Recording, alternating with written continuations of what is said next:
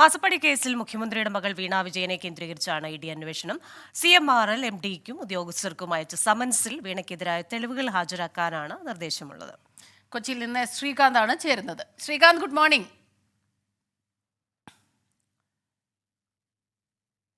Very good morning Smitha, Christina. Srikanth, ഈ കേന്ദ്ര ഏജൻസികളെ ഉപയോഗിച്ച് പ്രതിപക്ഷത്തെ വെട്ടിലാക്കുന്നു എന്നുള്ള ആരോപണങ്ങൾ, പരാതികളൊക്കെ വരുമ്പോൾ ഈ ഒരു വാർത്തയെ ആ രീതിയിൽ ചിത്രീകരിക്കുന്നവരുണ്ട്, ആ രീതിയിൽ കാണുന്നവരുണ്ട്, പറയുന്നവരുണ്ട്. പക്ഷെ ഏതായാലും ED വിടാൻ തീരുമാനിച്ചിട്ടില്ല. അപ്പോൾ മുന്നോട്ട് പോവുകയാണ് മാസപ്പടി കേസിൽ. അത് മുഖ്യമന്ത്രിയുടെ മകളെ കേന്ദ്രീകരിച്ചു തന്നെ അന്വേഷണങ്ങൾ നടക്കാനുള്ള ആ രീതിയിലുള്ള സൂചനകളും നേരത്തെ തന്നെ വന്നുകൊണ്ടിരുന്നതാണ്. ഇന്നിപ്പോൾ ഏറ്റവും പുതുതായിട്ട് നമുക്ക് ലഭിക്കുന്ന വിവരങ്ങൾ എന്താണ് ശ്രീകാന്ത്?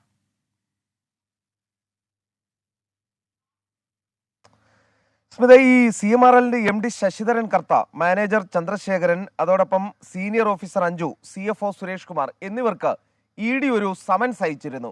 അവരോട് ആവശ്യപ്പെട്ടത് EDക്ക് മുൻപാകെ ചോദ്യം ചെയ്യലിന് ഹാജരാകാനാണ്. ഈ സമൻസ് നമ്മൾ പരിശോധിച്ചു. ആ സമൻസിൽ സ്വാഭാവികമായും ഈ സമൻസ് കിട്ടിയവരോട് ചില രേഖകൾ ഹാജരാക്കാൻ പറയും.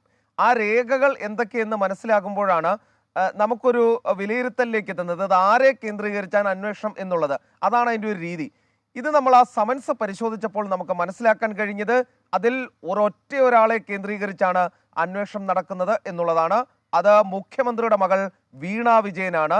ആ ചോദിച്ച സമൻസിൽ ഹാജരാക്കാൻ പറഞ്ഞ കാര്യങ്ങളിൽ ആകെ കൊടുത്തിട്ടുള്ളത് 1 എക്സാലോജിക്കുമായി ബന്ധപ്പെട്ട കാര്യങ്ങൾ, 2 വീണ വിജയനുമായി ബന്ധപ്പെട്ട രേഖകൾ. ഇവ ഹാജരാക്കാനാണ് ആവശ്യപ്പെട്ടിട്ടുള്ളത്. അതിൽ നിന്നും മനസ്സിലാക്കേണ്ടത് ഈ നടക്കുന്ന അന്വേഷണം മുഖ്യമന്ത്രിയുടെ മകളെ കേന്ദ്രീകരിച്ചാണ്, മുഖ്യമന്ത്രിയുടെ മകളിലേക്ക് മാത്രമാണ് എന്നുള്ളതാണ് ഏറ്റവും പ്രധാനപ്പെട്ട കാര്യം. അതായത് പറഞ്ഞ കാര്യങ്ങൾ ഇതാണ്: എക്സാലോജിക്കും വീണയുമായുള്ള CMRLന്റെ കരാറുകളുടെ പകർപ്പ് ഹാജരാക്കാൻ ED ഈ ആളുകളോട് നിർദ്ദേശിക്കുന്നു. CMRLന് എക്സാലോജിക്, വീണ എന്നിവർ നൽകിയ സേവനങ്ങളുടെ ഇൻവോയ്സ് തേടുന്നു. വീണ, എക്സാലോജിക് എന്നിവരുമായി CMRL നടത്തിയ പണമിടപാടുകളുടെ ലെഡ്ജർ ബുക്ക് ഹാജരാക്കാനും ED നിർദ്ദേശിക്കുന്നു. ഈ 3 കാര്യങ്ങളാണ് പറയുന്നത്. പിന്നീട് പറയുന്നത് ഈ CMRL ഉദ്യോഗസ്ഥരുടെ സ്വകാര്യ വിവരങ്ങൾ, അവരുടെ ബാങ്ക് അക്കൗണ്ട് നമ്പറുകളൊക്കെയാണ്. പക്ഷേ ഈ 3 എണ്ണത്തിൽ നിന്ന് നമ്മൾ വായിച്ചെടുക്കേണ്ടത് വീണ വിജയനിലേക്ക് തന്നെയാണ് EDയുടെ പോക്ക്.